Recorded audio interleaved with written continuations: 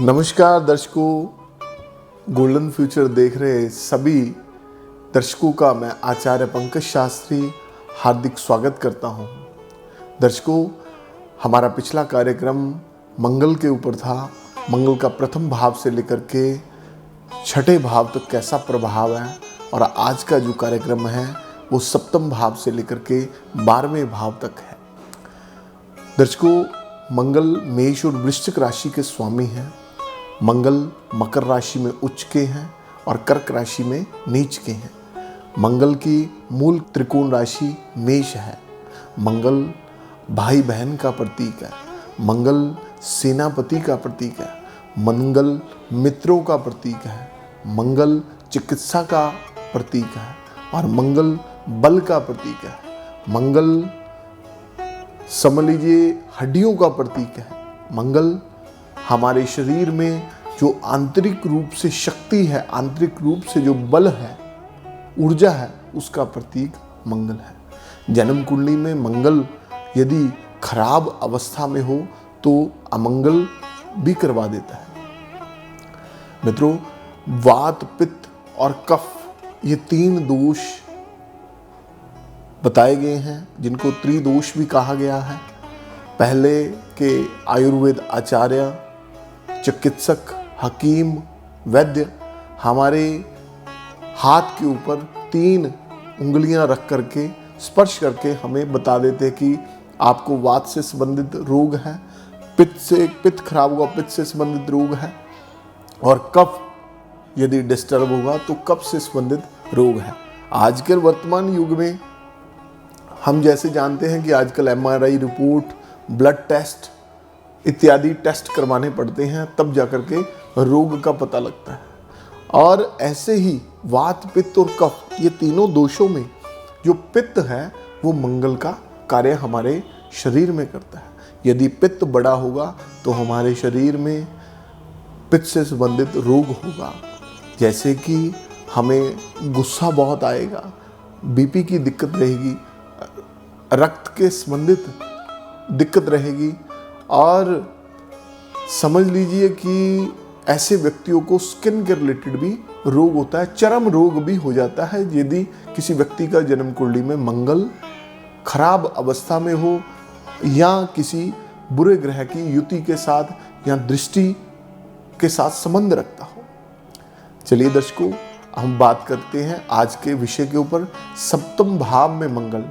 सर्वप्रथम मंगल सप्तम भाव में आपको मांगलिक योग आपकी जन्म कुंडली में बना देता है। शादी जब होती है तो सप्तम भाव में बैठा मंगल मांगलिक योग बनाता है। सप्तम भाव में बैठे मंगल का अपने साझेदार के साथ, अपने पार्टनर के साथ बहुत अच्छे संबंध होते हैं, और सप्तम भाव में बैठे मंगल का व्यापार में यदि वो साझेदारी करता है वो भी बहुत अच्छी चलती है। अष्टम भाव में बैठा मंगल भी मांगलिक योग बनाता है। अष्टम भाव में बैठे मंगल का व्यक्ति के पास पैतृक धन और संपत्ति बहुत होती है। ऐसे व्यक्ति की वाणी बहुत अधिक भारी होती है। ऐसा व्यक्ति बड़ी भारी आवाज में बोलता है। 8वें भाव में बैठे मंगल का कोर्ट कचहरी में केस बहुत चलते हैं, और ऐसे व्यक्ति को अधिकांश हमने जन्म कुंडलियों में देखा है।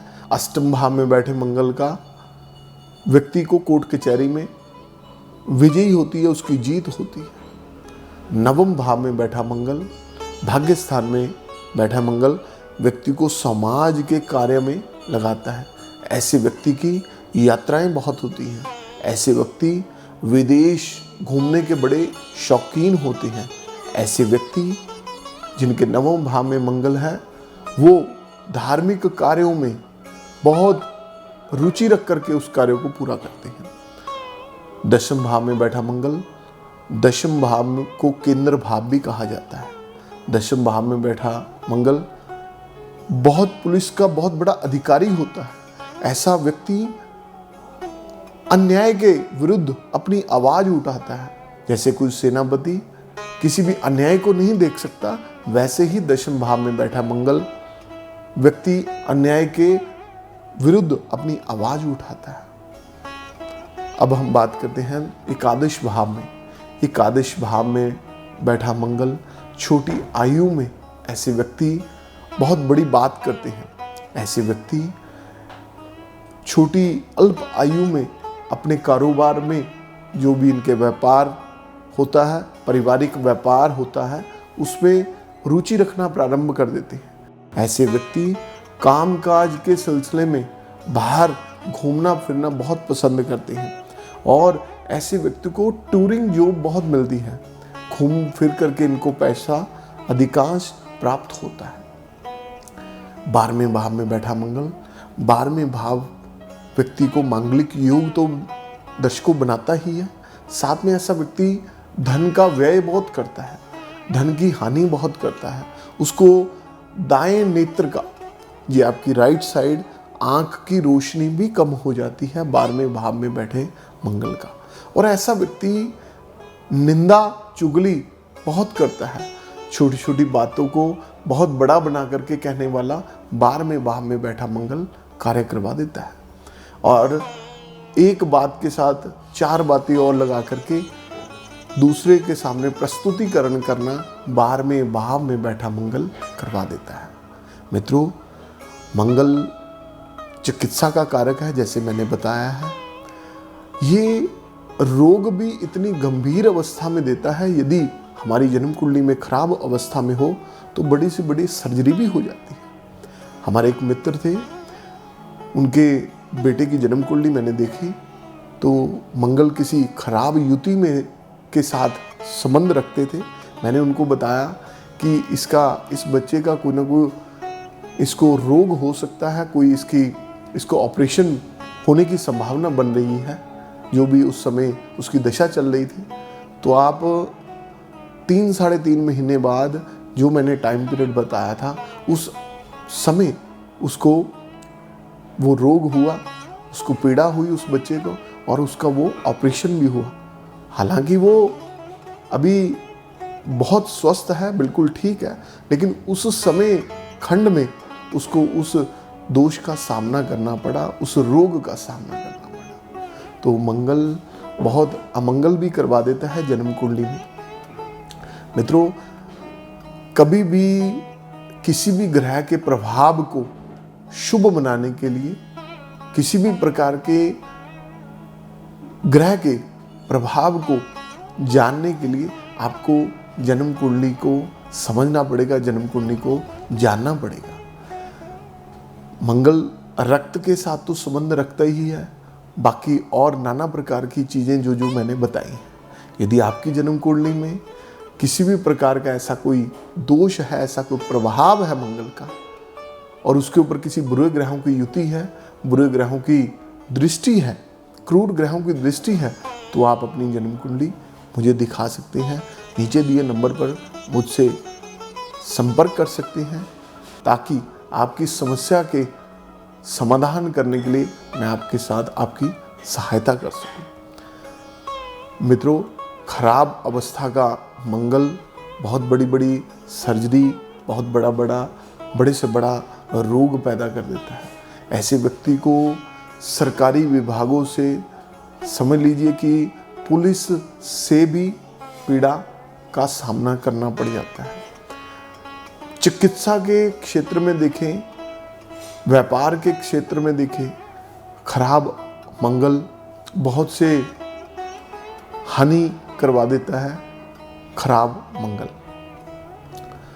लेकिन इसी के विपरीत मंगल शुभ अवस्था में है, मंगल आपकी उच्च राशि में है, मंगल के ऊपर शुभ ग्रहों की दृष्टि है, तो ये आपके जीवन में बहुत ही सुख समृद्धि, आपको बहुत खुशियां प्रदान कर देता है मंगल। प्रिय दर्शकों, इस कार्यक्रम के माध्यम से ज्योतिष में फैल रहे आपके किसी भी प्रकार का कोई भी भ्रम, कोई भी वहम, उसको दूर करने के लिए ये कार्यक्रम आपके सामने हम लेकर के आए हैं, ताकि आपकी जिज्ञासा को हम शांत कर सकें, ताकि आपके मन में उठ रहे प्रश्नों का हम उत्तर दे सकें। सरल उपायों के साथ आपके जीवन का समाधान कर सकें। आप मुझसे जुड़ने के लिए नीचे दिए नंबर्स पर आप संपर्क कर सकते हैं।